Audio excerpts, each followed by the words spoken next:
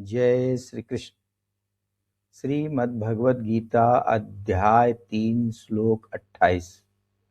भगवान श्री कृष्ण कहते हैं, तत्त्ववित्तु महाबाहो गुण कर्म विभागयोः गुणा गुणेषु वर्तन्त इति मत्वा न सज्जते। परंतु हे महाबाहो, गुण विभाग और कर्म विभाग के तत्व को जानने वाला ज्ञानी पुरुष यह मान करके कि गुण ही गुणों में बरत रहे हैं, उनमें आसक्त नहीं होता।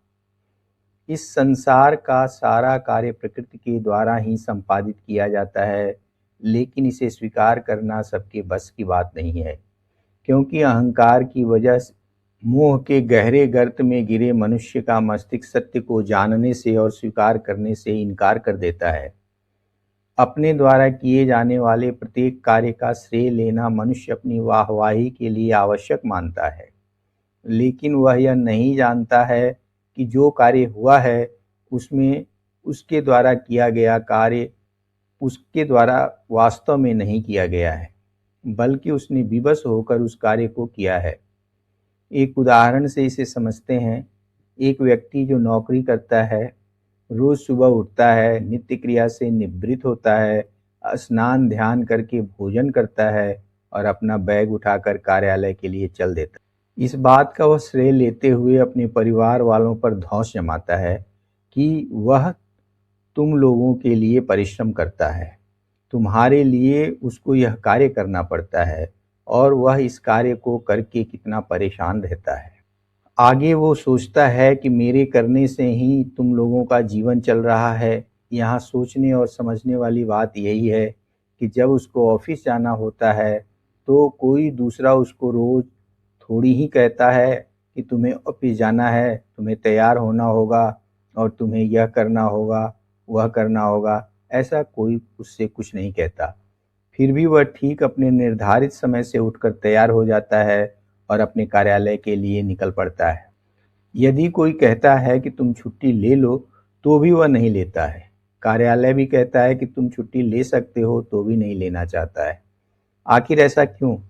इसके पीछे का सत्य सिर्फ यही है कि मनुष्य प्रकृति के गुणों के द्वारा बंधा हुआ है और उस बंधन के कारण उसे कार्यालय जाने का कार्य पूरा करना ही होगा। एक अन्य और उदाहरण देखते हैं, जिसमें एक व्यक्ति अनाचार करके खूब धन इकट्ठा करता है।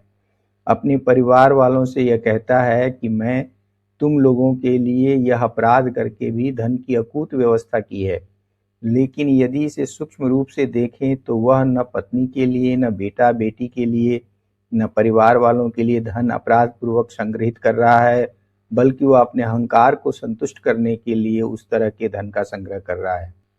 इस बात से स्पष्ट हो जाता है कि कोई उसे दूसरा यह नहीं कह रहा है कि तुम चोरी करके धन लाओ, फिर भी वह इसे किए बिना नहीं रह पाता है। लोगों के या उसके परिवार वालों के मना करने के बाद भी वह चोरी करता है। इसका मतलब क्या हुआ कि उसका अपने ऊपर कोई नियंत्रण नहीं है, अर्थात निश्चित रूप से कहीं न कहीं कोई उसे प्रोत्साहित कर रहा है या उससे करा रहा है। इसीलिए भगवान कहते हैं कि गुण गुणों में बरतते हैं, लेकिन अज्ञानी व्यक्ति यह नहीं जानता है और ज्ञानी व्यक्ति यह जानता है कि वह कुछ भी नहीं कर रहा है। सब कार्य प्रकृति के द्वारा ही संचालित हो रहे हैं, इसलिए उसे कभी इस बात का अहंकार नहीं होता कि वह करता है। पर इसके विपरीत सामान्य मनुष्य अपने अहंकार को ही संतुष्ट करने के लिए न करने योग्य भी कार्य करते रहते हैं।